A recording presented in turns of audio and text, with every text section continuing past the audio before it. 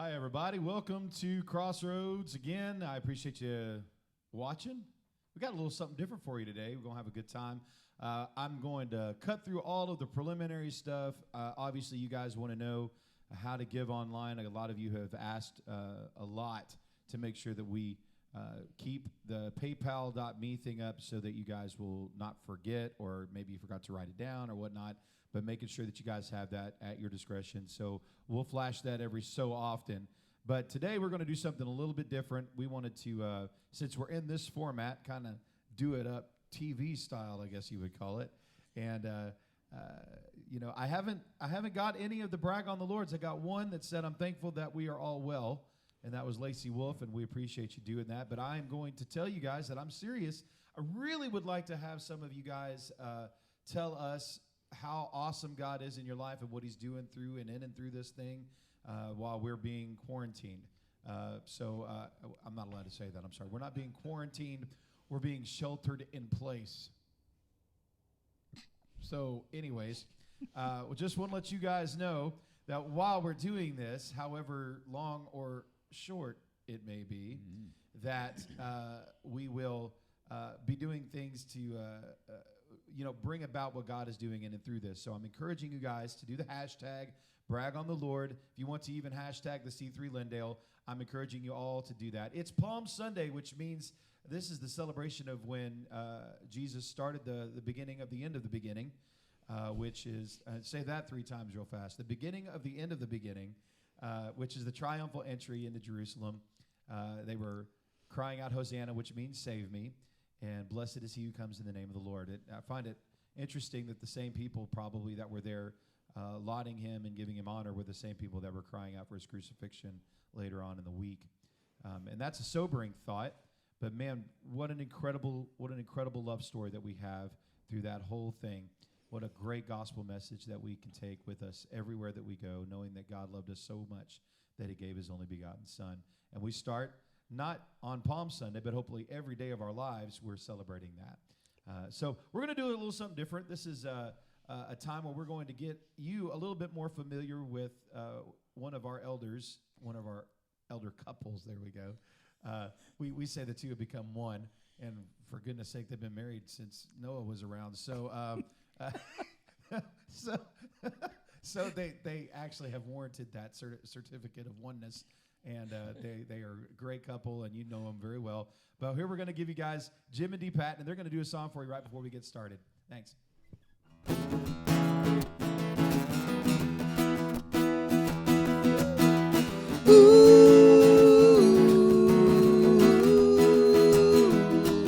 This song by request.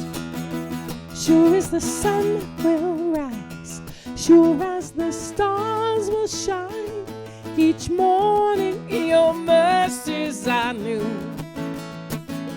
Summer will follow spring. It's always a certain thing. You do what you say you will do. Faithfulness. Yeah, Tim.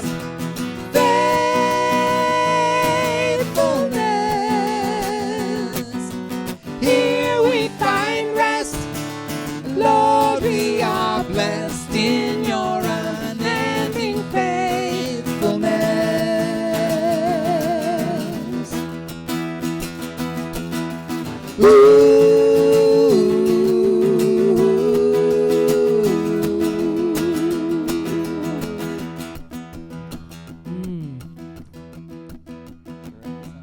I know.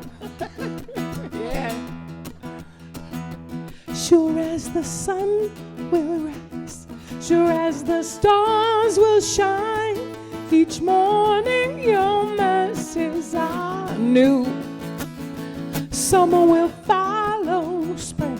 It's always a certain thing. You do what you say you will do.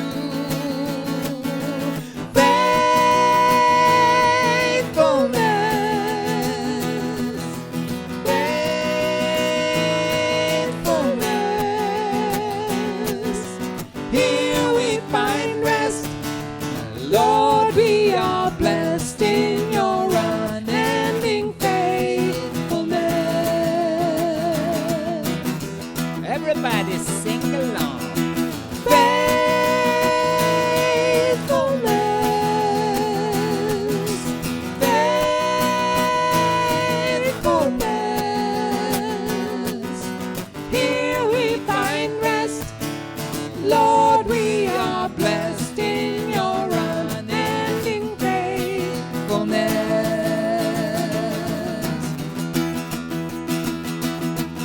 your unending faithfulness. Shut out your drums. I know.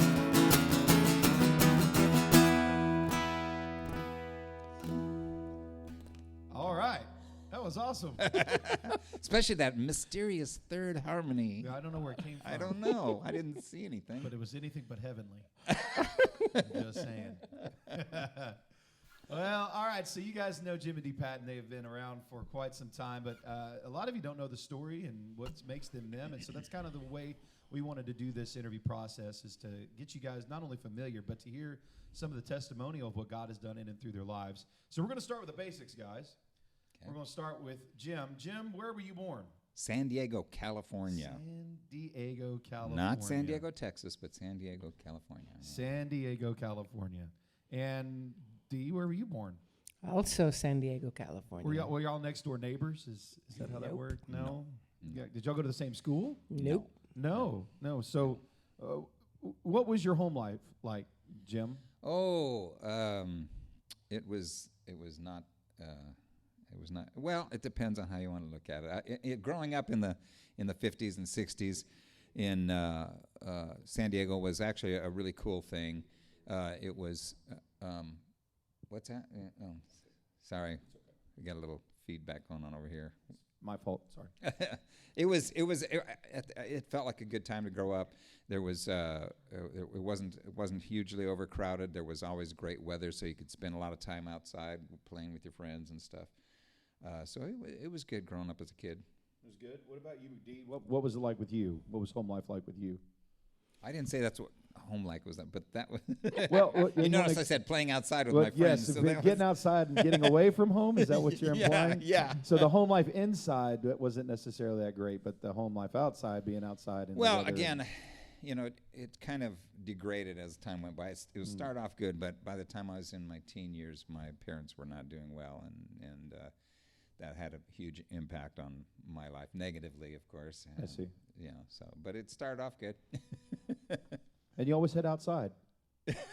Well, sometimes it would be at a friend's house, but sometimes it was outside. Did you surf? I want to know that. You lived in San Diego. Did you surf? No, I was a race car driver. All my friends were surfers, and they used to always mock me and say, "That's so dangerous. You're going racing." And I would come home from racing over the weekend. We'd come back to school on Monday, and they'd have 12 stitches in their head from getting hit in the head with a skig. Surfing, and I would be fine because I wore a helmet. I don't know. So I know, but those people at home do not know. So you like NASCAR, right? No. So what was your choice of racing? Well, I started off, my dad drove what was called jalopies and super modifieds and those kind of things on dirt track ovals, and I started on dirt track ovals. I raced quarter midgets and then half midgets, and Indy 500 was the goal for drivers in those days. And Andretti and Open wheel stuff. Unsers and Parnelli Jones and all those kind of things. Yeah, open wheeled, and it was pretty dangerous in those days, but it's much safer these days. Well, Dee, what was your home life like? Well, if you start at the beginning, it was in the beginning, God. Yeah. So this is one of the reasons I posted my testimony a few days ago, because I tend to be verbose. Let's just say the beginning of my life was sad. My mom and dad divorced when I was 3, after going to Bible college and having plans to go in the ministry. Everything fell apart because of sin, and my mom took me and ran away back to San Diego, where her parents were. And where were you originally? I was born in San Diego, but at that point we were in Norfolk, Virginia. Okay. Okay. Wow. Across Right. the country. Yeah, all the way across. Wow. So my mom left, took me, and I really never had a meaningful relationship with my real dad after that. He was my Disneyland daddy. Oh. Okay. On birthdays, you know what I mean? Right. Yeah, I got you. But after my story, which people can find on my Facebook page, or if they want it, they can contact you or me, or I can post it to them. But big long story. After I got saved and healed and my family got saved, my life was wonderful. I had an idyllic childhood. We were in church every time the doors opened. I was saved at 7, filled with the Holy Spirit when I was 11, called in the ministry when I was 11, and went into full-time missions when I was 18. Oh, wow. Yeah. And been there ever since. Quite different from my situation. Right. So you knew from early on you won't serve Jesus. And if you read her testimony online, you're going to see a pretty miraculous testimony. We'll go ahead and post that after the fact today, just in case some of you did not know that it was posted. We'll post it in the comments so you guys have access to that. It's an incredible story. Maybe we'll get into that a little bit later as well. But just trying to give a foundation for who you guys are and things that they may not know. So you didn't really have a relationship with your father. You both came from broken homes at some point in your life. A home life as far as foundational, moms and dads weren't necessarily together. Well, like at all she said, points. they were in church every Sunday, every time I was in church every Sunday too, but the Sunday was the racetrack, and Saturday nights and Sundays we were at the racetrack, and I remember the mantra in my house was never talk about religion or politics, and so we didn't, and so I knew nothing about those things at all until I was out of high school. Okay, so when did the two paths meet? How did that happen? Who wants to tell that story?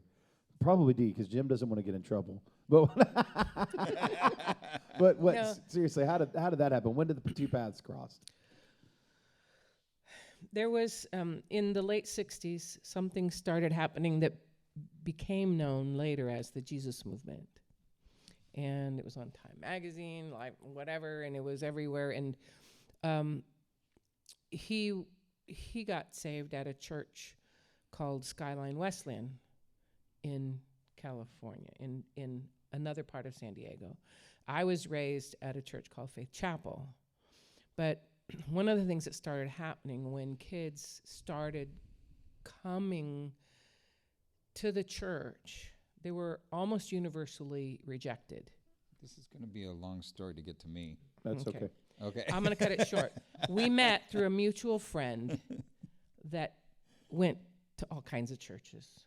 It was his best friend, and just to be clear, you're saying that there was a big kind of hunger right around that time. People were searching for, it was like a absolutely. really revival atmosphere. Absolutely. Yeah. And so that was leading young people into different places to try to find. What had happened was around 1967, they had the famous Summer of Love. Oh. Which You notice the quotations on that, by the way, the Summer of Love. Yes. That was in San Francisco. Gotcha. But that's where that started, and in my generation, the guys all thought that was a great idea. Because it was free love. Yeah. What they called their version of love. Yeah. So the guys all thought that was a great idea, and I don't think as many girls did. But so that started. It started. The drug movement got really big at that time with LSD and marijuana, things like that, and people were. There was a real anti-establishment attitude among young people. We used to have a saying back then: "Never trust anyone over 30." But the problem was it didn't really satisfy, and so I think this is what opened up a real spiritual vacuum, which led to what she's talking about. Just a seeking for something that was going to fill that void that Right, was not being filled with all that free love and free drugs. Well, and the Beatles went to India to visit the Maharishi. Oh, yes. And they got a little disillusioned with him when he was making passes at Mia Farrow, and they decided that maybe this isn't quite what we thought it was going to be. And George Harrison got into the Hare Krishna thing. So there was a lack, there was a spiritual void, and so at some point it seems it started there in Southern California. Right. The Holy Spirit decided He was going to fill some of that, and that bled into the Jesus movement, right? The whole right, which is where she was going with this. Okay. So go ahead, Dee. Well, in San Diego County, it's like from the border. And then Orange County is the next county up. And the Jesus movement actually began in a Foursquare church in Orange County. Okay. And called Calvary Chapel. Or at least the official Right. Jesus movement again. So it didn't take long for Sandy, I was already going places and singing and doing stuff, and then suddenly everything broke loose. When did you know you were a singer? When were you singing? When I started singing in the grown-up choir when I was 12. Okay. Oh, so you've been singing for a while, and I've been traveling and doing stuff. Okay, go ahead. Right. Sorry. And I didn't start traveling when I was 12, but I understand. Right. Just trying to. There were in San Diego. So there was this polarization. God was really doing some cool stuff in the young people, but the church in general was totally freaked out by it because it didn't look like. Well, again, we go back to the hippie movement. So there was people with long hair, red, white, and blue striped pants, or barefoot, and all kinds of strange things. Guys wanting to play guitars, and Imagine that. yeah, that was very unusual. So So that didn't go over well in most churches, which were there were 5 or less, 3 to 5 churches in San Diego County that actually opened their doors to the Jesus people. And accepted them. My church was one, and his church is one. And his best friend led my pastor's son, who was far from God at that time, to the Lord. They went to high school together. And so his best friend led my pastor's son to the Lord, and that was how I met. And then I got in a band with his best friend, who is now one of our mutual best friends, who went into missions with us and all that kind of stuff. And so Give a shout out. What's his name? It was Jim Barrier. Jim Barrier. Yeah. Seems like I remember that name from somewhere. Yeah. Yeah. And so there's many adventures. They have like this huge adventure. So that's how it all started, and that's how we met. It's through Jim Barrier, I guess is what she's saying. And it was love at first sight. No. No. Okay. All right. No. She was engaged at the time. Now, were you playing guitar and traveling and singing and living for Jesus and all that stuff when you met her? When I met her, I was not traveling. I was playing in a band, but when I first started playing in bands, there was no Jesus music. All right. And I was playing in a. Well, there was done in the church from a hymnal, right? Well, what we call Jesus music started with a guy named Larry Norman, and this is when rock and roll came into the church, and according to some, the church just went to hell. So I don't know, but you know who you are. And so all I'm saying is we didn't have any songs to sing. So when I was in my band, I got saved, and then during the next 6 months, I kept witnessing to all the guys in the band, and pretty much they all got saved. And so then, Well, so when did you? We know that it was an early age with Dee. How did it happen with that? And was it a revival? Was it with Dee? Was it a revival? Was it God just he just showed up? How did it happen? It happened at a little Assembly of God church in Linda Vista, California. Good old Assembly of God. And my mother had come back to the Lord at that time, and my stepdad, and I got invited to come to a special child evangelism fellowship meeting. And repeat one more time. How old were you? 7. 7. Okay. All And and because of everything that had happened to me that people need to read about, when the ventriloquist guy, said Jesus loved me and I needed to give my life to him, I said, yeah, all right, cool, I'm in. The reason why you're here is because so I might as well. There was never any doubt in my mind from my earliest memories that God loved me and that he was real. So those are the two things that people have to overcome. God overcame those by practically raising me from the dead. So, and that is an incredible story. Read it. She posted it online for you to read. It's such a great thing, and we'll post it in the comments. But from contrast, 7 years old, you give your heart and live for Jesus from then on. Right. And even through the the barren wasteland of teen years, you had given your life and lived for the Lord, and were totally on Persecuted. fire. Persecuted, yeah, persecuted. But we're on fire for Him. You didn't really care. You loved the Lord. Jim, I'm not saying that you weren't. I'm just saying that the story is a little different. What happened with you? What were your eye-opening moments, and what came around with you? How did you find the Lord? Yeah, well, I barely survived high school and so on. Why is that? Well, because of my family situation primarily. I had a stepfather, I guess you would call him. He was only 10 years older than me, but he was not a good man.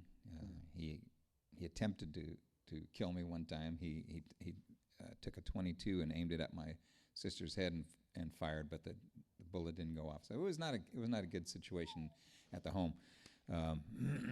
And I just as I was towards the end of my senior year, I got invited to play bass in a band with three of the best musicians in town, and that was like an amazing thing to be playing in this band. And I had a girlfriend, and this was it was during the Vietnam War, so the plan was again, if you weren't around that time. There was a lot of protesting against the war. We didn't know what the heck we were fighting for, and we couldn't figure out why our friends were going off and dying. So there were a lot of people that were just dodging the draft. They had a draft back then. You were made a slave by conscription, and you had to go or else. And so the band was. We decided we were going to all just split to Canada, make it as a band up there, and so. Me and my girlfriend broke up, the band broke up, and the situation at home was really awful. Another friend of mine who was a really good guitar player starts talking to me and says, well, I think what you need is Jesus. I'm going, okay. I mean, this is Mr. High all the time. All of a sudden, he's talking to me about Jesus. I had no idea. I said, no, you don't understand. And just for clarification, your church was the track. It was the racing and... Yeah. Totally heathen, no church. You never really had any kind of relationship with church? Or No, I didn't even know any Christians. There was a girl in high school whose family was Catholic, which I didn't exactly, know what that meant, but I knew it had something to do with religion, which we never talk about religion or politics, by the way. So you were brought up in the church, and you were not. You were separated from it and didn't really care anything about it until this guy starts talking to you about Jesus. Okay, so so he had what had happened was he had met a girl whose father was a missionary to Brazil, a Bible translator, Wycliffe Bible translator, and through that relationship he gave his life to the Lord. And so I said, no, you don't understand. I just broke up with my girlfriend. The band, we're not going to Canada. We're not doing anything. The band is broken up. You don't understand. He said, yeah, but I think Jesus. Okay, no, Jesus isn't going to do anything for me. I don't know what that even means, but you don't understand. So eventually, he got me to go and talk to this girl's father, who was the missionary to Brazil, and he was the first one to ever present the gospel to me. And I kind of just sat and listened, and when he was done, I said, well, that's cool. I appreciate that, but, and I'd like to say I believe that, but I don't. I don't believe any of that stuff. And so they invited me to go to church. And they had to, from where they lived, they had to drive right past my house. So it was very convenient. And then I said, oh, okay, I'll go. I didn't have any problem with going. I didn't know what it was. And they gave me a New Testament. It was a real simple version called The Good News for Modern Man, which was read kind of like a newspaper. It was very simple, 8th grade kind of thing. And so that's what happened. They started taking me to church, and I didn't know what to expect, but I went to this church where the youth group, there was like 350 kids in the youth group, which I supposed was just normal. I didn't know. And and the pastor was like he was like a disc jockey or something. He was cool. He was hip. He drove a '59 Hearst He drove a hearse, and he had a hearse with a little fake hand in the back window, and all this stuff. But he talked like a DJ. It was really cool, and so I just that's how I got introduced to the gospel. And I love this next part because you were introduced to it, but when did it happen? When did you finally go, okay, I'm giving my life? When did that happen? Because I think people need to understand there's a big difference between knowing about something and loving something enough to give your life to. Well, believing it was by your life. Yeah, it was about 6 months that I continued to go to that church. So it didn't happen at an altar call when they called you to the front and told you to say a secret prayer? No. Okay. I just kept going. I can even remember one day when they called me on a Sunday morning and said, they said, my dad's got to go speak at a church. He was, these missionaries, they come home for a year to itinerate, right? So he had to go to some other church to speak on an itinerating thing. And so they said, we can't come and get you today. So I remember sitting in my bedroom that morning going, well, what am I going to do now? Because it was kind of a matter of pride. See, I'm just going because they come and get me. And I don't really, it's not that I really want to go, but they come and get me. So I had to, so that was a decision, believe it or not. I said, well, I guess I'm going to go myself. And I drove myself to church. And that was kind of a big move because then it was like, uh-oh, I can't say I'm just going because they made me or whatever. So, but shortly thereafter, I just kept reading this New Testament, kept reading about Jesus, and I didn't know what to read. So I remember when I first read through Matthew, I thought, that's interesting. And then I got to Mark and I went, oh, this is like the same story again. That's weird. And I read through Mark, and I go, what is it, just like the same thing over and over? I didn't know what was going on. But the problem is, the Scripture, the Bible says that the Word of God is alive and active and sharper than two-edged. So it's alive. This is why, even though I appreciate people who are apologeticists, people who defend the faith, and I've got Josh McDowell's books and all that kind of stuff, I don't think it's necessary. Because I'm telling you that the Word of God is alive, and what happened to me was on a Friday night. It was the first Friday night of 1969. I was going to turn 19 in about a month, and I was just laying in bed and reading this stuff and thinking about it, I just had to say to myself, "This is real. This is real." I mean, I couldn't deny it. It was speaking to my heart. It was alive. It was real, and I said to myself, well, if this is real, then I've read enough to realize that it requires something of me. If you read it, the Bible is, salvation is conditional. There are conditions. And the first one Whoa, say that again, just so the people at home get that. What did you say salvation is what? Conditional. Okay, all right. And the first condition that came to my mind that I realized just from reading and going to this youth group and so on, I realized that I had to commit my life to Him. I didn't know probably all the right words to say. I didn't do it like they would have at the altar and repeat after me or any of that. My basic prayer was, Lord, this is true, and if that is, that's what I'm saying. I'm saying the same thing to Him. If this is true, that means I've got to give my life to you. And so I did. Here's my life. It's yours. The rest of my life is yours. Do whatever you want to with me. That was my salvation prayer. So just to be clear, you're in your bed. Yep. Reading my New Testament. Was the church pianist there playing while you were making this decision? Yeah, I had a little Wurlitzer right here, a little Wurlitzer electric piano. No. There was no pastor to guide you through it. No. The great shepherd was there, and he was guiding you through it. Yeah. And in that moment, you decided, as the Holy Spirit was speaking to you, that in order to become Christ-like, you had to give your life to Christ. I didn't even know what those phrases like that. I just knew that this was true and that it meant something. I had to do something. If it was true, I had to do something. It demanded action. Right, because otherwise I'm a hypocrite.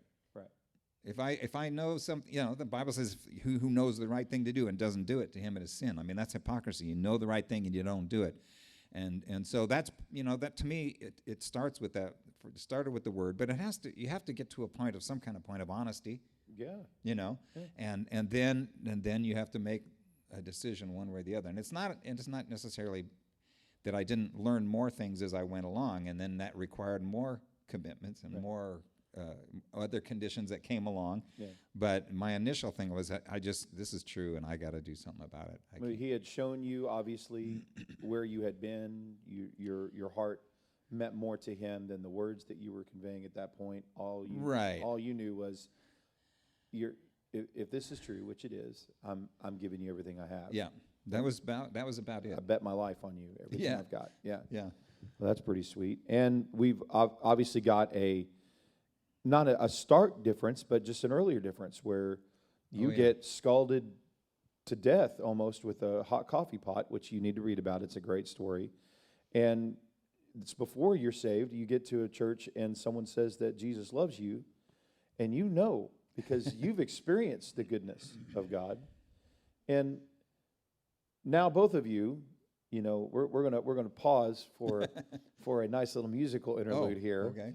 But you both have been living your life, for the Lord. And then we're going to get the next segment. We'll talk about you guys getting together, making a decision. We're going to get married. We love Jesus. That's our first love. But how did that look? And then we're going to talk about Agape Force. Okay. Some of your stories about Agape Force. But I think it's fitting, man, because we're talking about two people that were obviously blessed with the musical gift and the ability and artistry to be able to construct songs and sing songs, but your lives belong to him. So I think it's fitting to do a song right now about that. And I don't know if you've got one, but I'm not trying to guide you into it or anything like that. And it doesn't even have to be one of your songs. It could be anybody's songs, but something that you think would fit there. And you guys be blessed by what Jim and Dee are going to sing right now. I have no idea what they're going to do. We never do, but we're going to go ahead and let them go at it right here. This is Jim and Dee with another song. Well, we can try it. She wants me to try. Well, I don't know. It just came to my mind. So if you have something, that's fine. I don't have anything. I just sing something, man. This is a song that he wrote before we were married, and with another guy. No, just me. Just him, and so it's from those very early days. Let's see. Sky of blue and the deep green sea and snails and butterflies. That's how it starts off. Yep. La la la la Rolling la. hills. And I don't know this song. I don't know this song. Tell me now. No, she doesn't know it either. We have to do something else. Neither one of us know this song. All right. She brought this up. I don't know. This is like a 50-year-old song. Do you need a capo to do "Living Up to All That You Have"? Yes. Okay. Right.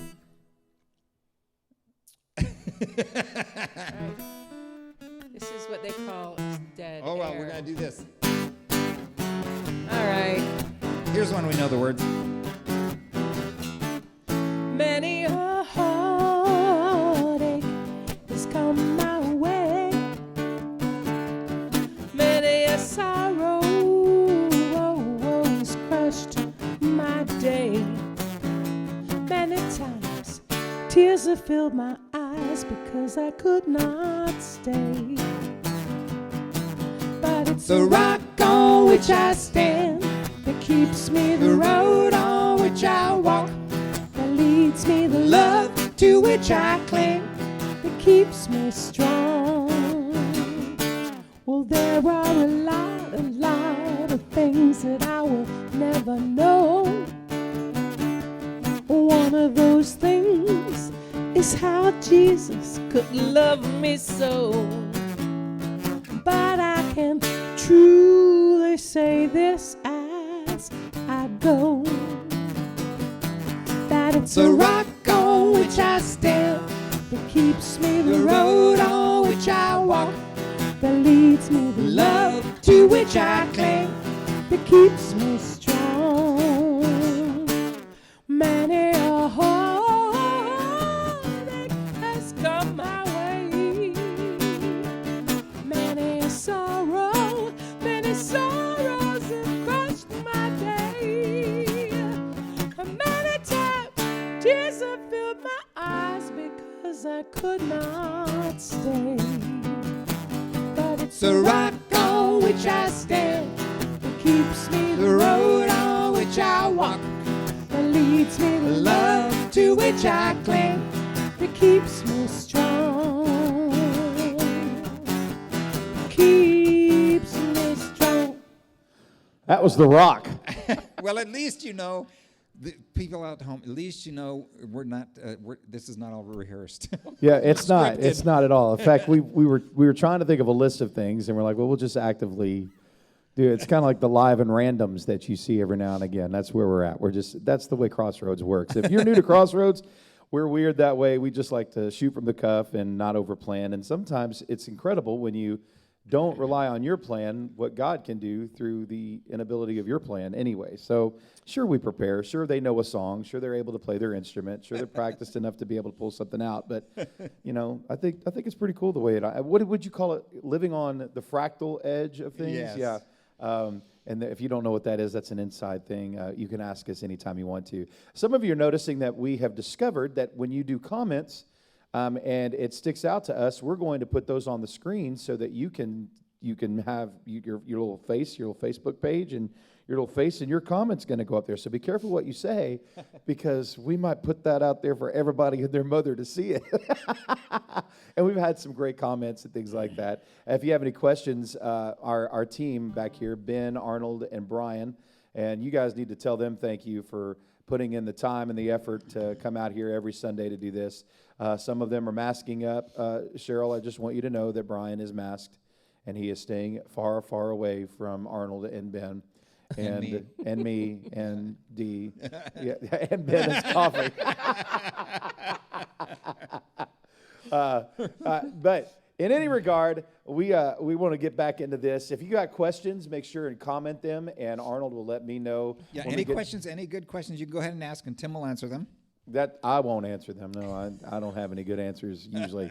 But any questions that you've got, let us know, and we'll get to a question and answer segment, and we'll let you guys quiz Jim and Dee, because everybody knows that they know a whole lot more. All right, so when we get into relationship stuff, who asked who to go out to what when?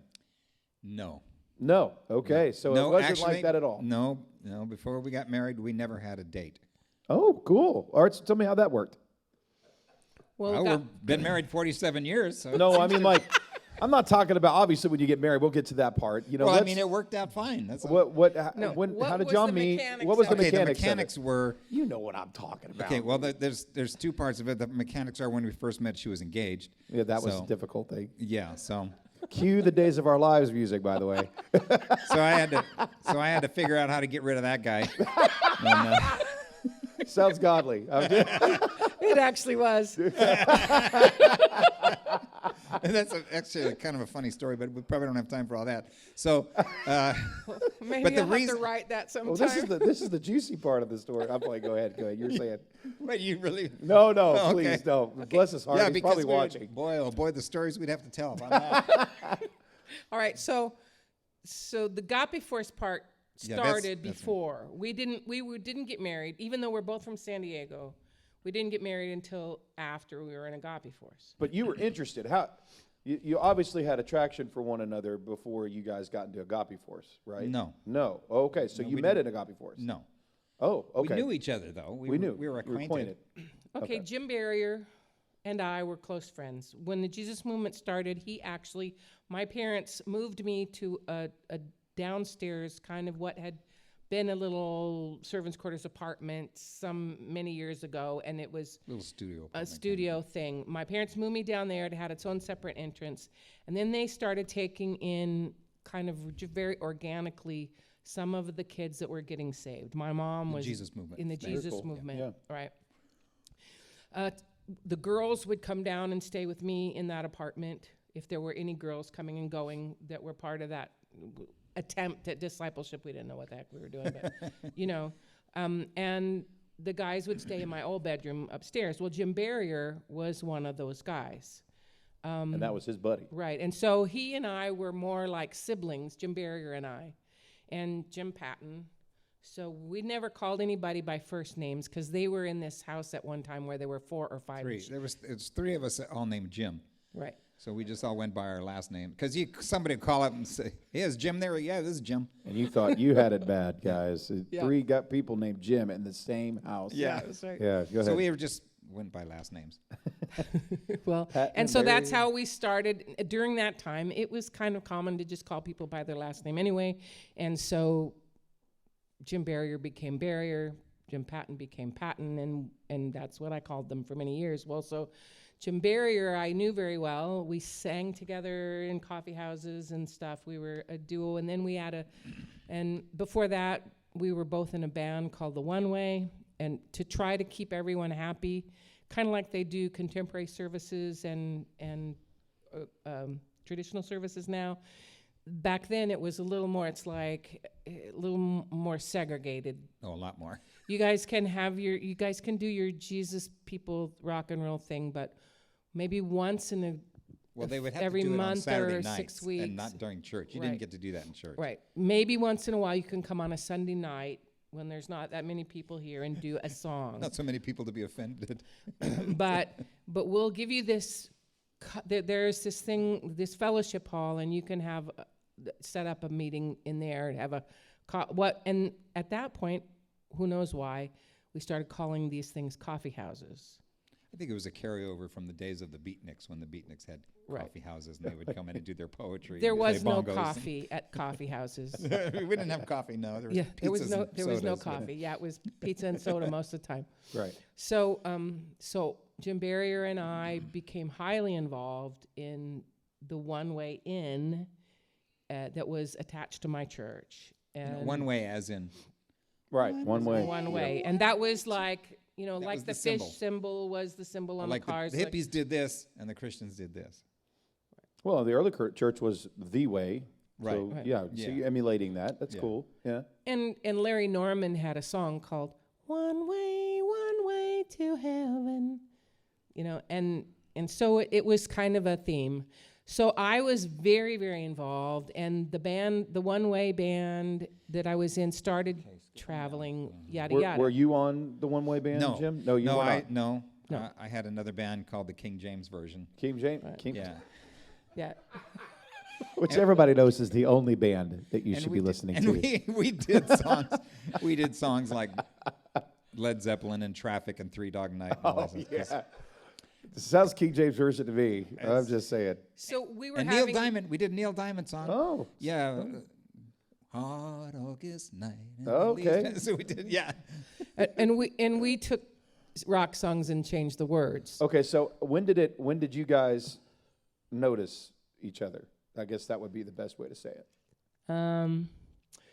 Okay, so She came to gets she gets off on. No, I understand. No, This the first is what I'm time here I- for. Get back on the mic. The first time I remember meeting him was he came to church with Jim Barrier, and after service, he came up to me and he had heard that my family had a parrot, a macaw. You know that was the big birds. Oh, big yes. macaw. Right, and he really liked macaws, so he used that to start a conversation, and he said, Nice. he said, so you have a macaw? And I said, yes, we have a macaw. And he says, is he nice? And so I said, yes, he's very nice. He eats right out of your hand. So that was, and I don't know if the audience saw that. That means he eats right out of your hand like I got no finger because of this macaw. But so it was just a joke, and that's how we met. In my memory, if there was a time before that, I don't know. But then as time went on, Barrier and Patton and I sort of just became buds. I was sort of like one of the guys. I was like one of the guys in the One Way band, and if I had boyfriends, they were either traveling evangelists or, missionaries or somebody that, whatever.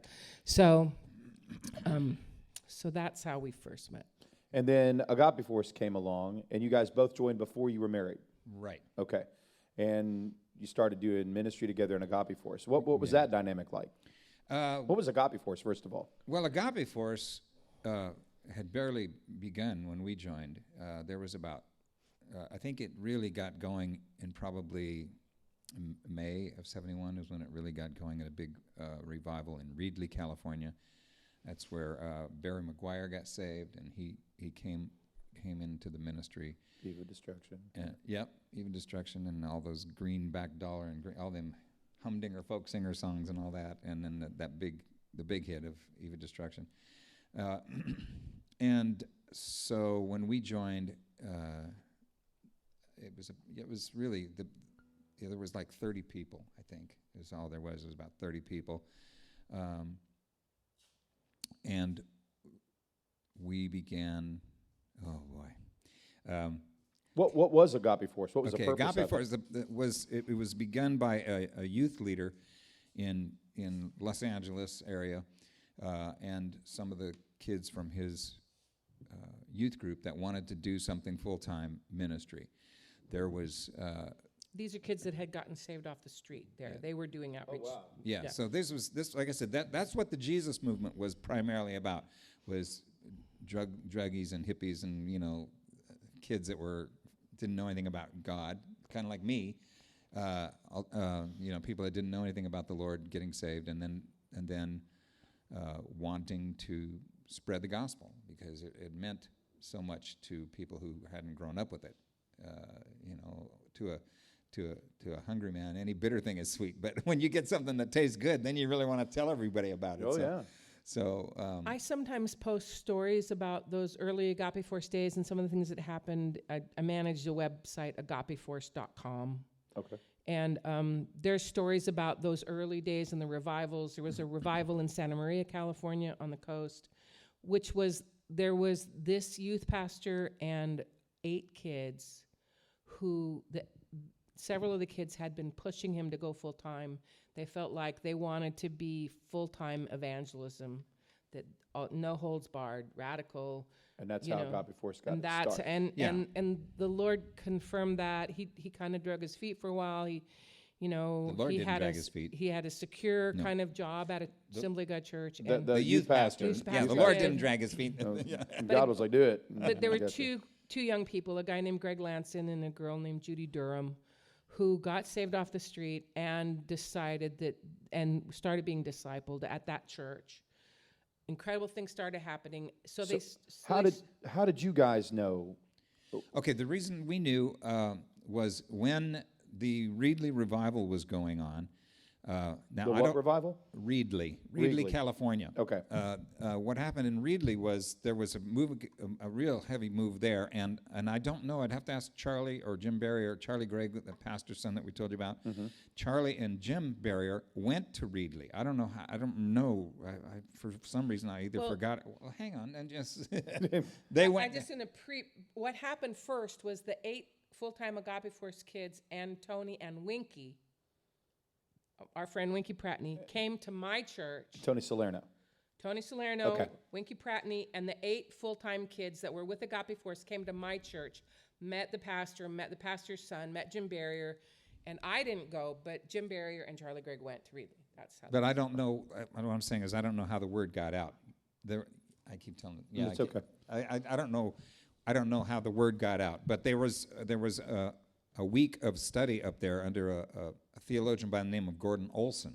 Oh, okay. So Jim Barrier and Charlie Gregg went up to sit under Gordon Olson for a week, which was pretty radical. If anybody doesn't know who Gordon Olson, he's probably one of the greatest theologians of the 20th century. He didn't live to the 21st century, of the 20th century. Amazing theologian. And so they went up there, and when they came back, I asked Jim Barrier about it, and he says, well, there's this group up there. They're called the Agape Force, and they're kind of like the Children of God, only legitimate. Now, the Children of God, are you familiar with? Yeah. Okay, the cult. Children of God was a cult movement that was very, very powerful for evil. And Powerful evil is what he said. Yes. yeah, It was they not would. good. I mean, Not good. they would kidnap people and take them off. Oh, there was not a good thing, but they were passionate and sold out. Misdirected. Yes. Yes, Yeah. but very committed, and very, very gung ho, very militant. So he said the Agape Force is kind of like that, only they're legitimate. In other words, they were really people that love Jesus but want to change the world for the Lord, work with the Lord and do whatever. And so so that's what Agape Force was when we joined, and there was about 30 people. Is that why you joined? Because it was. Oh yeah. You wanted to be part of that. Well, yeah. I didn't know anything. Again, not growing up in church, but I figured from what my observations were, you could either had to be a pastor or a missionary, and I found out that to do those things, you had to go to college, and I didn't. I had nothing. I couldn't afford to go to college. I didn't know anything about. I mean, I don't know if they had things. What do you call it? I don't know if they had. What do you call it when they pay for it? Scholarships. I don't know if there was grants. I don't know if they had anything like that, but I couldn't do that. In fact, I was so desperate to do something. Well, that was one of the things that Jim Barrier and I, we had a tremendous desire to be disciples, whatever that was. We didn't know, but there was disciples in the Bible, and Jesus had disciples, and we wanted to be disciples. We just wanted to be disciples, whatever that was. And I was so desperate to do something for the Lord that I really tried to get the church I tried to get them to hire me as a janitor so that I could, well, I mean, it sounds silly, but that way I would at least be around. Yeah. That was all I felt I was qualified to do. You just wanted to serve, yeah. I wanted to serve, and I wanted to be in the ministry, and that was all I was qualified to do. But they didn't have room for me. So when I heard about the Agape Force, that was a pretty powerful thing. And when we joined, there was about 30 people. They had like they went to her church. They would do outreaches in towns, but they would also go to churches. And when they would go to churches, there would be this group of singers, if I dare use that word. We were so bad that we got the nickname the Unchoir. The Unchoir. Yeah, back then there was these commercials for 7-Up that were called, because there was Coke, Pepsi, and 7-Up, and so 7-Up was the Uncola. Well, we were the Unchoir. Unchoir. That's how bad we were. I think it was Mario Murillo that gave us Yeah, that Mario name. Murillo gave us the nickname the Unchoir. We were so bad. And we'll forever be your debt, Mario. And so Good name. So Barry McGuire had gotten saved. No, he got saved. He was again, he understood the idea of forsaking all. I mean, he was led to the Lord in the right way. So he knew the idea of forsaking all, and he forsook everything. I mean, he had been a folk singer. He had his own TV show. He'd been an actor. He'd been in movies. He had his own career, his own solo career. He had made millions of dollars, and gone through it all. And so one of the things that when he got saved was he felt he had to give up music. And so he didn't play music. And then when he started playing again, when he felt like the Lord gave him permission to sing, he just sang one song, and that was Turn Your Eyes Upon Jesus. That's the only song he played, the only song he knew. And when I joined the Agape Force, I started hanging out with Barry, because I was a singer, guitar player, whatever, and we would go over to his place, and I got him to start writing songs together. I said, let's write some songs. And so that was when he first started writing Christian songs. And then when he had more material, then had songs to sing, and we would travel. Sometimes he'd travel with Tony, sometimes he'd travel with the whole team. When he traveled with the team, it turned out then that Dee and I started singing with Barry, and we would be like his backup singers. I'd a guitar player, and we had a bass player and a drummer, and so we had a little band, and we would back up Barry, and that's how we started singing together, was with Barry, actually. When did it become apparent that you guys desired to get married? When they kept putting us on different teams. Together? No. Not. No. Separate, when they kept... Putting us on separate teams. We started writing together. We started writing songs together and singing together, and serving the Lord together, and essentially. But Agape Force, they had teams. They had girls teams. They had guys teams. They had whatever, and anyway, so we just, I you don't have to read. I have on one of my blogs the story of how I was called to Agape Force. Right.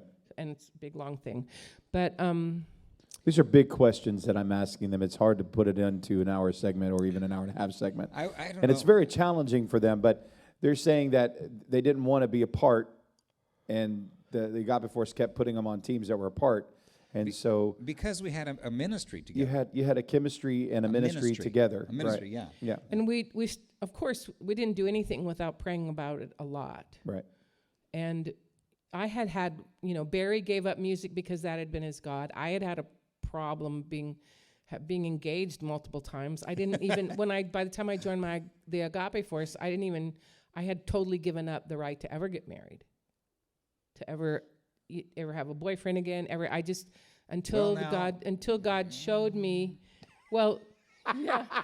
She's not. Well, the problem is if we have that makes the story longer. And Trouble in paradise it right makes now, it, guys. No, it's just the story. We that might need to take a break for our next commercial. Ladies and gentlemen, I'm playing. The problem is if we have to tell that part of the story, we have to tell a story we've never told publicly before. Yeah. And it's not because it's embarrassing, but because it might get us killed. So. Oh, we got an exclusive, guys. No, you All don't. right, No, you don't. It was. We understand. We respect your silence. So it was in Agape the bottom Force. line was because of something else that went on, she did get unengaged. I got you. I understand. So- Right. And so what happened is you guys start serving together. You start having ministry together. You want to be able to minister together. Right. And that's how Yes. the desire to be married and Right. to continue doing that and serving the Lord together Yeah. happened. So it wasn't on a date. It wasn't Oh, no. because she looked Well, at you that's- starry-eyed. That's when you asked that question last time. That's where she started to go, and we never got there yet. Was So in the- Agape Force, you were not allowed to date for the first year that you're in the ministry. So we were in the ministry, and we were not allowed to date. So instead, we got married. So there was no rule against getting married. So All right. So the most basic answers that we get, because we don't have a lot of time, but and I want to be respectful to you guys at home. If you got questions, keep on asking them. We're going to get to that in just a second. But I'm going to ask just a couple questions about just the basic premise. How many kids do you have? 3. 3 kids. I know the answer. I know you know I know the answer. Yes. But they may not. And how many grandchildren do you have? 4 on earth and 2 in heaven. 4 on earth and 2 on heaven. I happened to was able to meet one of them, and he was all sorts of awesome. And I know 2 of your 3 kids, and they're around and wonderful too. What would you say if you were going to label something that you could look at that God has done in you guys? And of course, because you've given your life to God, there's no other way to attribute anything good other than the fact that the Lord has given it to you, because every good and perfect gift comes from Him. So that being said, and laying that foundation, what would you say is the most proud accomplishment with Him in your life?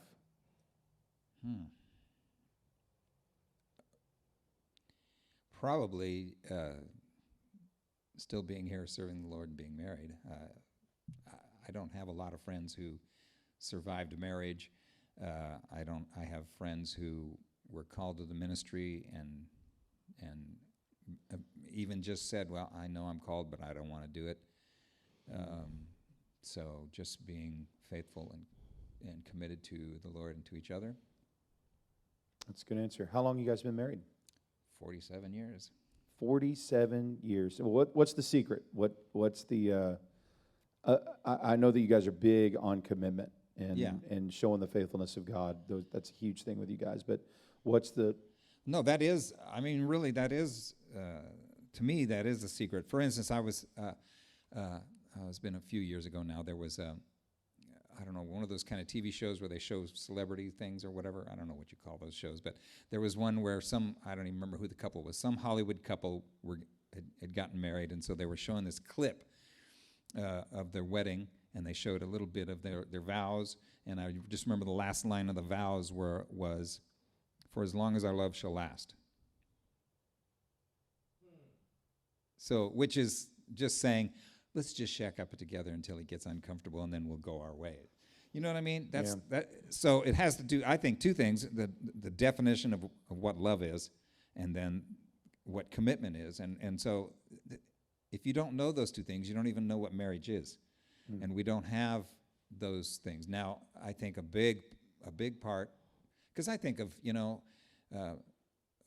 other people, the other girls that I knew and stuff, but I can't think of anyone that I could have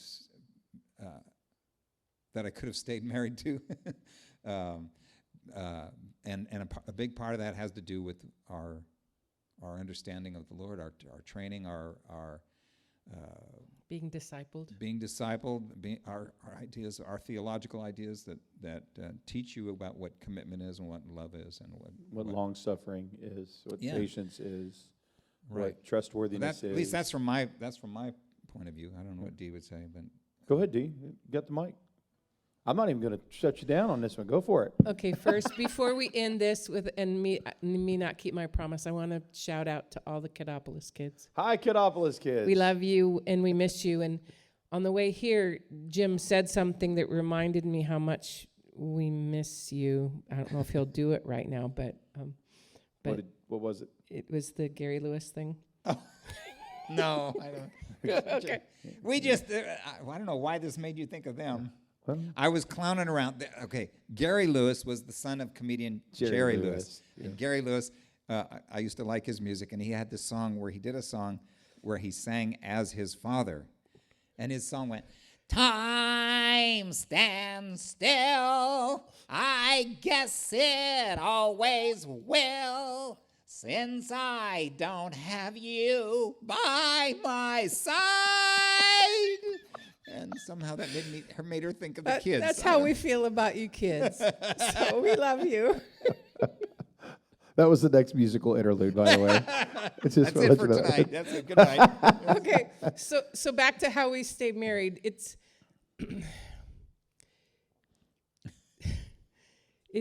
death to self is the hardest death of all. Yeah. Say that to the camera. Death to self is the hardest death of all. You can't give 50% and expect anything to work. You have to give all of yourself, whether it's to Jesus or, marriage is a symbol of our unity with the Lord. The kind of unity, the marriage is symbolic of the way Christ feels about the church. And so, what did Christ give in his side of the relationship? Everything.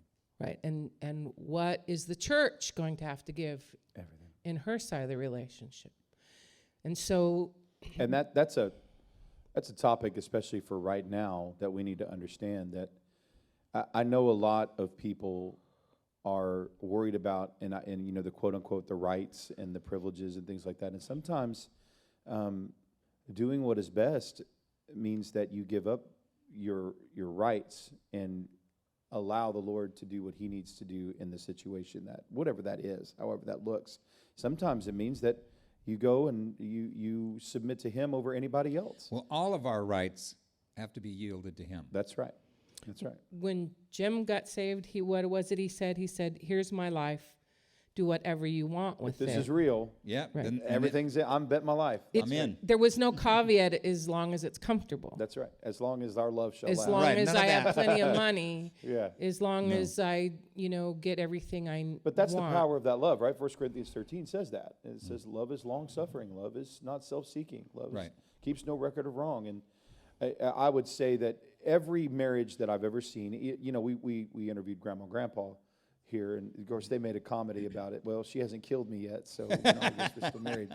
But the fact of the matter is that when people look at marriages, they tend to try to frame it in the perspective of their own marriages, or what they think that should look like. And it's a travesty because I think that's one of the ways the Bible warns us about comparing ourselves to one another. We become fools.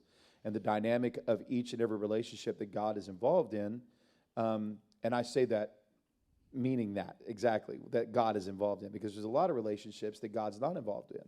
And it shows in their commitment level, it shows in what they're doing. But with Jim and Dee, the dynamic and the way that God has worked in their lives, I wish we had time for you guys to hear all of the provisionary stories. Well, let me just say one more thing Go about the ahead, marriage go ahead. thing, Yeah. because in the end of our courtship, whatever it turned out to be called, and she's talking about how we would pray. We finally we were split up again on two different teams, and we determined that we would pray and seek the Lord about what we should do. And I got some certain scriptures, she got scriptures, and the bottom line was, for us, we felt that we could do more for the Lord together than we could apart. and that was our motivation. Bottom line motivation was, how could we best serve the Lord? We also knew that if it was God, it was going to be tested, and so we got confirmation from God that it was Him, because we knew that when times got hard, we had to have something to anchor to, which was hearing from God. You know, my pastor said, well, I'd rather people just love each other, but that's fine. He didn't like our motivation, but Right. And he still married us. And yeah, I understand where he was coming from, and I agree. You have to love each other. You have to be attracted to each other. But there's a gazillions of people who can be attracted to other people. Then all this friendship has to do with attractions on certain levels. But to decide to meld your life together with another human being, make that commitment, the lifelong commitment, to decide to give up who you are, each of you to give up who you are so you can become something else together, is different. We didn't feel like that was something we could do without actually hearing from God, because we knew love that. Because we knew it was that everything that can be shaken will be shaken. Right. Everything is going to be tested to its core. You built on the foundation of your love for Jesus, which has made Right. solidarity in your relationship, even through difficult and right? hard That's why I times. said there's other girls that I knew when I was young that were attractive, that had good personalities, that were whatever things people look for in a partner. But I look, with that hindsight, I can look back and go, those wouldn't have worked out. Is everybody listening to that? Does everybody hear that? That when you build on the foundation of Jesus and your love for Jesus, then there's solidarity in the relationship after that. But if you aren't building on that, and that's what they're saying, that they last 47 years because their first love was Jesus, and that commitment was to Jesus first. And on confirmation from Him that we should be together rather than just saying, "Oh, this feels good." Yeah, it wasn't just emotional. Right. And yeah. if He had not given us that, or if He had spoken differently to either one of us, we would not have done it. Yeah. And there are dynamics that are different in every place, but I think the same story was true with Grandma and Grandpa. The same story has been true with a lot of people that we look at. And those of you that don't know who Grandma and Grandpa is, y'all can look at the interview later on. We've got it posted up there too. But it's the same truth. When you commit your life to the Lord, you want your commitment to honor Him in every aspect. And so I think that's what they're saying here. And I think young people who are considering to get married probably should take note of that if you keep the main thing, then all the other things will line up. It's keeping the main thing. It's important. All right. Let's make the kingdom of God first. That's right. And the other things will follow. All things will follow. I think I heard that somewhere. Yeah. Even if it doesn't look the way we think it ought to look. Have you, just one word, a yes or no, have you guys ever dealt with disappointment in your life? Disappointment? Yes. Well, yeah. Yeah, okay. I'm sure there's probably I was trying to think of a wisecrack, but there's nothing you can say. I mean, So sometimes just because you're seeking the Lord doesn't necessarily mean that things work out the way that you think that they're going to work out. or necessarily the way you Want them to work out. Yeah. Well, I know you guys have a gold. Is it gold or platinum? We have gold and platinum. Gold and platinum. So when I was a kid, I used to listen to a CD, or it was a tape, a cassette. Yeah. When I was a What's kid. a cassette? Shh. That was before my time. Ben, do you know what a cassette is? You know what a cassette? Okay, all right, just making sure. Guardians, yeah. Oh, good grief. He says Guardians of the Galaxy. It's the only way he knows. All right, so Hey, they're coming back. They- Cassettes they- are coming back. no, I rebuke it. All right, so No, truly, Tascam has just released a new I cassette don't recorder. Care. I don't care. They were of the devil, especially when they got tangled up. But this cassette, I'd put it in, and there'd be this boom, boom, chicka, chicka, bop, bop, boop, that kind of thing. And they probably know how to do it a lot better than I do because they wrote it. Music Machine. I don't know if you guys ever heard of that or not, but these guys were a part of the Agape force, and they wrote specifically for the Beatitudes, correct? Or the spiritual gifts. Fruit of the Spirit. Fruit of the Spirit. That's right. And they wrote a music machine to develop in the kids an understanding of what the fruit of the Spirit was. And so that stuck with me all my life. There's one in particular, I'm sure my grandfather will remember, that he let me get up when I was young and sing. It was called Have Patience, and we are not going to do that song today. But it was one of my favorite ones, okay? So that's how far-reaching their commitment to the Lord. I had never met them. I didn't know who they were. And later on in life, when they're sitting across the table from me and speaking things to me that I thought were unconscionable, don't laugh. It's not funny. It is now. It was an open door. My parents had invited Agape Force into our home, whether they knew it or not. Our church had done that too. And now we are products of the ministry that these two together, because of their commitment to the Lord and to the ministry and their love to one another, they're products of that. So I'm going to go quick route here on some of these questions. Okay. We're going to go one-word answers only. Should be pretty easy. One word? One Wow. sentence, one Okay. word, okay? And then we're going to get to questions from the audience. So here we go. What lights your fire creatively, spiritually, or emotionally? I'll let Dee answer first. You can go as long as you want. I don't care. What lights your fire creatively, spiritually, emotionally? You name one of those. Spiritually, I think probably is where you'll go with that. But To see the light go on in someone's eyes when you tell them, when they realize something for the first time about the nature and character of God, about the truth of the Holy Spirit, about, the Holy Spirit is called the Spirit of truth. And so to whatever you do, whether you sing or whether we speak, whether we're talking one-on-one, whether we're teaching, when Jim's teaching and I'm there with an audience, and all of a sudden, whether it's in the eyes or the body language or whatever, when suddenly someone gets something, that like lights me on fire.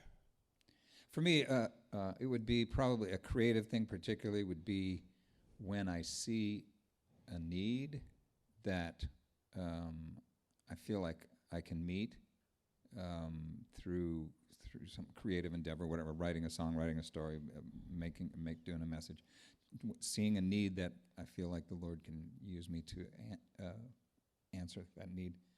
you like to serve in that capacity. Okay. Yeah. What's your favorite word, Dee?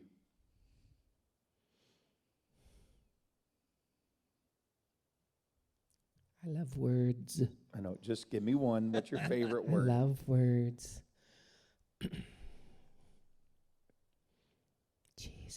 Jesus.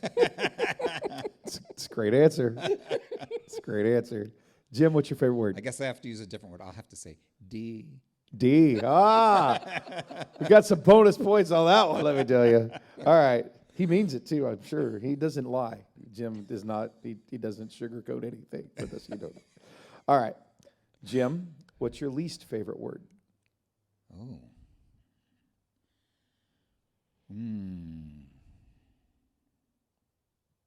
Sin. D? Selfishness. Selfishness. Essentially the same thing. Yes. Okay. What puts out your fire? What gets you where just discourages you?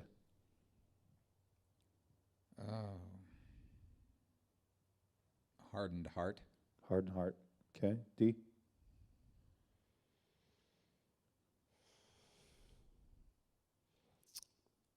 The continual dripping of rejection and negativity by people who, if they could turn their heart to thankfulness, everything would be different for them. So it's hard to keep the attitude that I would like to see in someone else in myself. I see.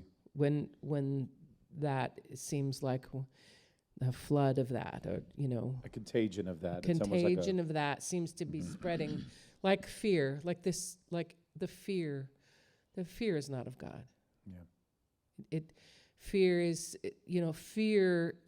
shuts down your immune system. Among other things. That fight or flight thing actually physically shuts down your immune system. And so fear, how many times in Scripture does the angel, God himself, the angel of the Lord say, any angel that came to Bethlehem, what is the first thing they always say? Fear not. There you go. Yep, that's good. D, what sound or noise do you love?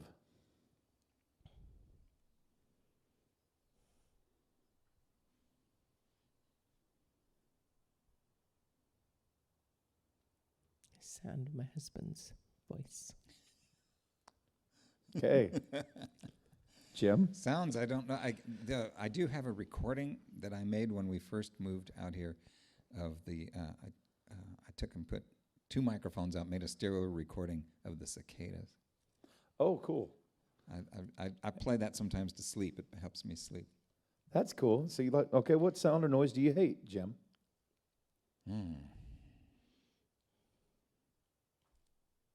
not silence. I don't know about a noise that I hate.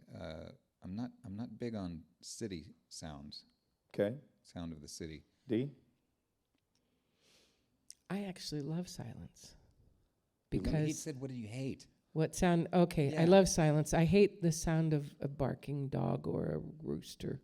But you love silence. You like Right. the She's quiet. saying that because of one of our friendly neighbors, who has both. Shh. Could be listening. Well, let's hope so, Okay. but highly unlikely. I'm going to ask just a couple more. I already know the answer. There is no other profession I'm sure that you'd want to be involved in. But if there was another profession that you would like to try, what would it be, D? If there's nothing, then you can say nothing. It's fine. But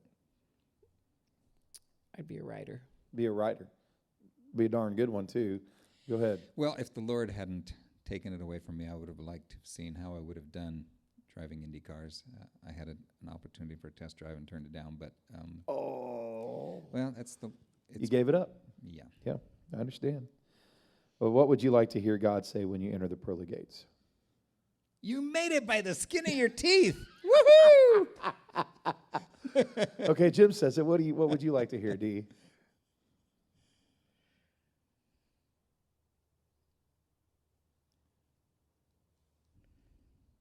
Well done. Well I mean, done. that's trite, cliched, but No, it's not either. That's You what know. we're living for. Yeah. That's who we're living for. I think every one of us that have Well, given our. that's why mine's a little step below that. I get it. I understand. You made it barely. I don't know how. What's your biggest hope, Jim? Wow, that's a tricky one. I'd hope to see Jesus return, but that's also a pretty dangerous thing. Would that would be time my- your biggest fear? But it'd probably be the same thing. Yeah, because I know what we got to go through to get there. What's your biggest hope?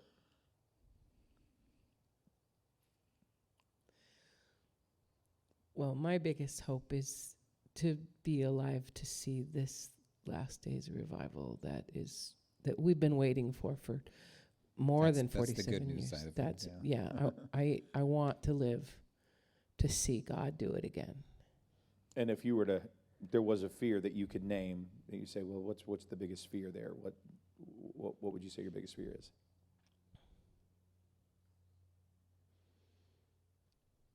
That there are people that I love so much that aren't choosing Him at the moment. Knowing that free will exists, knowing that even though I have promises, knowing that, like Paul, my biggest fear is that somehow I get deceived and myself, and having done everything like Paul, that I end up a castaway, because Jesus is my whole life. Okay. I'm going to give the opportunity for people to ask any questions if we have any. They're going to bring them up to me. We have one question that's coming up for right now. This is from a Heather Garrison. Oh, She's going to ask me how I'm going to learn to do lighting properly, and I can't. I'm too Okay, so we're gonna end with this song if they can pick one. Okay. Okay, what is a song that they sing that tells their story the best? Ooh. Well,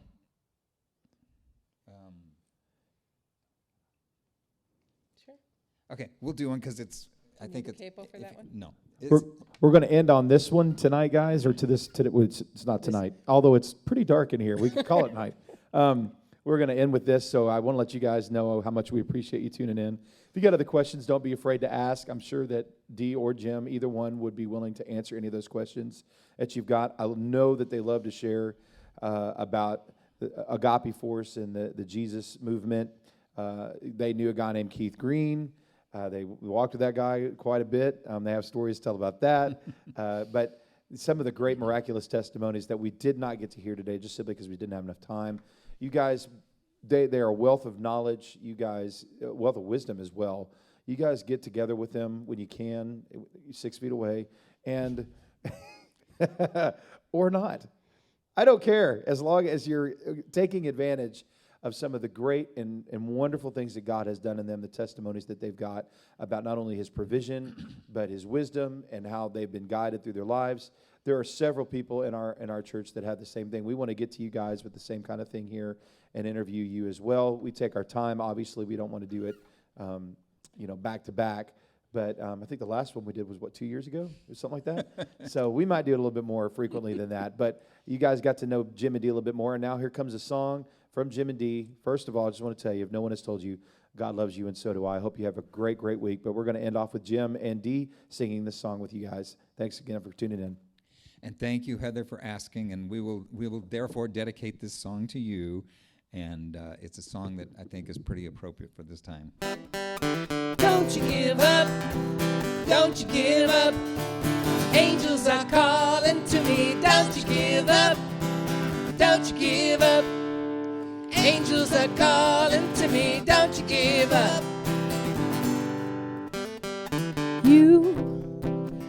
You are the Lord of my life. I will do what you say until the day that I die, and then forever I'll be at your feet. Whatever you do with me, or will be, I know will be sweet. Don't you give up, don't you give up. Angels are calling to me. Don't you give up, don't you give up. Angels are calling to me. Don't you give up. I've been running this race for so long. Sometimes I fail to see just what I need to be strong. But then, when I'm just about to give in, I can hear heaven calling. I hear them calling. I know they want me to win. Don't you give up, don't you give up. Angels are calling to me. Don't you give up, no, don't you give up. Angels are calling to me. Don't you give up, don't you give up, no, don't you give up. Angels are calling to me. Don't you give up, I hear them. Don't you give up. Angels are calling to me. Don't you give up.